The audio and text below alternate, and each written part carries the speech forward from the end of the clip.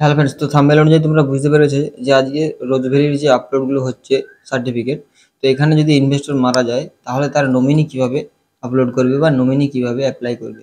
তো তার জন্য আমাদের এই ওয়েবসাইটে আসার পর এখানে কিন্তু আমাদের তিনটে অপশন থাকে: ইনভেস্টর, নমিনি আর আদার্স। তো আমাদের নমিনি অপশানে ক্লিক করার পর এখানে কোন কোম্পানিতে ইনভেস্ট করেছিল সেই কোম্পানিটা আমাদের এখান থেকে সিলেক্ট করে নিতে হবে। তো এরপরে এখানে নেম অফ দ্য নমিনি, তো নমিনির নামটা কি রয়েছে সেটা এখানে কার্ডে মানে সার্টিফিকেটে লেখা থাকবে। তো আমি সেই অনুযায়ী সার্টিফিকেট দেখে লিখে দিচ্ছি। তো নমিনির নাম হচ্ছে উজ্জ্বলা বর্মন, তো আমি সেটা লিখে দিচ্ছি নমিনি নামটা।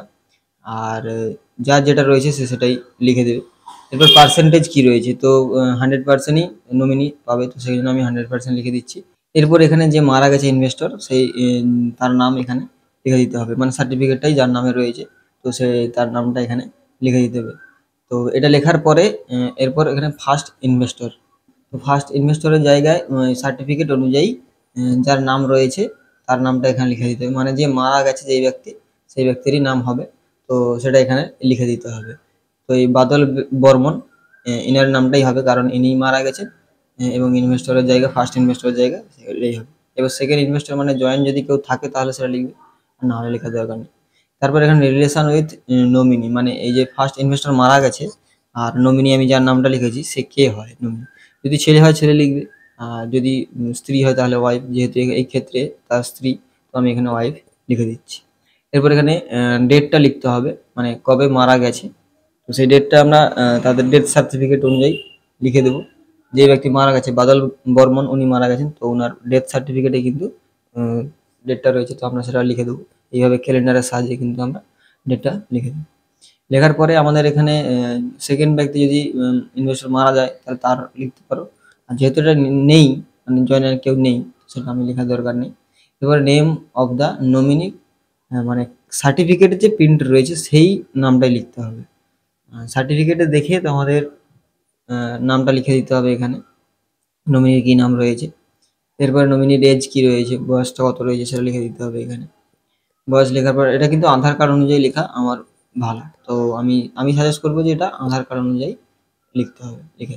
এরপর এখানে ফিমেল না মেল সেটা সিলেক্ট করে নিতে হবে। এরপর এখানে ফোন নাম্বার দিয়ে দিতে হবে। ফোন নাম্বার দেওয়ার পরে এখানে ভেরিফাই করতে হবে। তো ফোন নাম্বারটা দেওয়ার পর আমাদের এই ভেরিফাই ফোন নাম্বার এই অপশানে আমাদের ক্লিক করে দিতে হবে।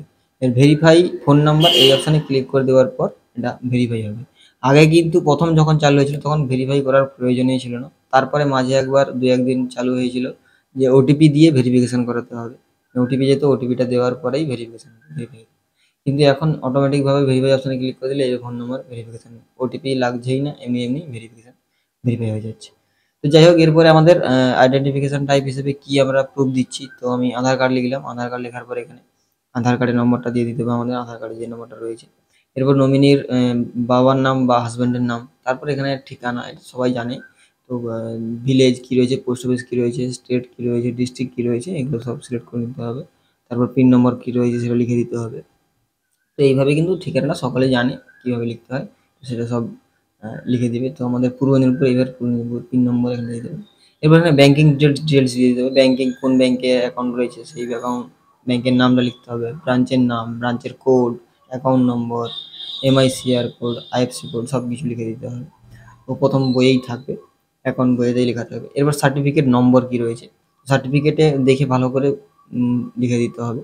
আর অনেক সার্টিফিকেটে কিন্তু আবঝা আবঝা বোঝা যায়, কিন্তু তাদের যে প্রথমে রসিদ, যে টাকা দেওয়া জমা দেওয়ার রসিদ, সেগুলোতে কিন্তু পরিষ্কার থাকে, সেইভাবে কিন্তু দেখে তোমরা লিখে নিতে পারো। এরপর এখানে নাম, ইনভেস্টরের নাম আর কবে ইনভেস্ট করেছিল সেই ডেট, আর বাদবাকি যা রয়েছে অ্যামাউন্ট, কত টাকা অ্যামাউন্ট ইনভেস্ট করেছিল, ডেট অফ ম্যাচুরিটি, এগুলো সবই জানা। মোটামুটি একটা আমি দেখিয়ে দিলাম যে এইভাবে করতে হয়। এরপর সব কিছু ঠিকঠাক থাকলে কন্টিনিউ ফর ডকুমেন্ট আপলোড এই অপশানে ক্লিক করে দিতে হবে। এবার এই অপশানে ক্লিক করে দেওয়ার পর সার্ভার এখন বর্তমানে স্লো চলছে, একটু দেরিতেও হতে পারে। এরপর এখানে শুধু একটা অপশান বেড়ে গেছে যে ডেথ সার্টিফিকেট দিতে হবে। প্রথম ঘরটাতে তার সার্টিফিকেট দিয়ে দিতে হবে, যে মানে রোজভ্যালির যে সার্টিফিকেটটা, সেই সার্টিফিকেট আপলোড করে দিতে হবে। এবং সেকেন্ড ঘরেও কিন্তু ওই একই সার্টিফিকেট আপলোড করে দিতে হবে সেকেন্ড ঘরটাতে।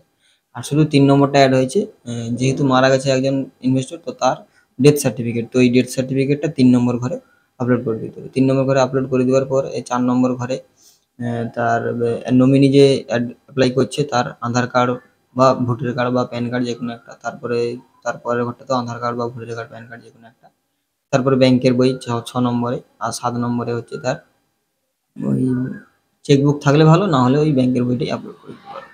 এবার আপলোড করার পর সাবমিট অপশানে ক্লিক করে দিতে হবে। সাবমিট অপশানে ক্লিক করে দেওয়ার পর কিছুক্ষণ পরে আমাদের ওই পেজটি কিন্তু সাবমিট হয়ে যাবে। তো সার্ভার এখন যদিও স্লো চলছে, যার কারণে হয়তো লেটে হচ্ছে, মানে দেরিতে হচ্ছে। তো এটা হয়ে গেলে নমিনি সেভ সাকসেসফুলি এটা শো হবে। এরপর ওকে অপশানে ক্লিক করে দিতে হবে। ওকে অপশানে ক্লিক করে দেওয়ার পর আমাদের সঠিকভাবে হলো কিনা, তো সেটা আমরা দেখার জন্য আমাদের এই ইনভেস্টর অপশানে ক্লিক করে দিতে হবে। ইনভেস্টর অপশানে ক্লিক করে দেওয়ার পর আমাদের এখানে সার্টিফিকেট নম্বর, যেটা আমরা এক্ষুনি অ্যাপ্লাই করেছিলাম সার্টিফিকেট নম্বরটা, তো সেটা দেখে লিখে দিতে হবে, এবং এখানে এই অঙ্কটা থেকে ঠিকঠাকভাবে লিখে দেওয়ার পরে আমাদের এই সার্চ অপশানে ক্লিক করে দিতে হবে।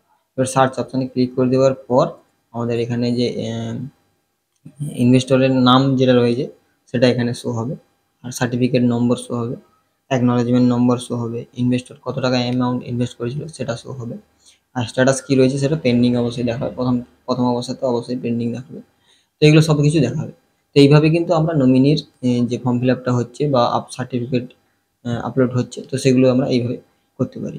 এবং রোজভ্যালি সম্পর্কিত আমার এই চ্যানেলে একটা প্লেলিস্ট রয়েছে, চাইলে তোমরা সেই প্লেলিস্ট চেক করতে পারো। বিভিন্ন ধরনের ভিডিও, বিভিন্ন ধরনের সার্টিফিকেট রয়েছে, তাদের সার্টিফিকেট নম্বর কী, মেজরিটি অ্যামাউন্ট কীভাবে কী হবে, কীভাবে বুঝবো আমরা, সব কিছু আমার এই প্লেলিস্টের মধ্যে ভিডিও রয়েছে। চাইলে সেখান থেকে তোমরা সেই ভিডিওগুলো দেখতে পারো।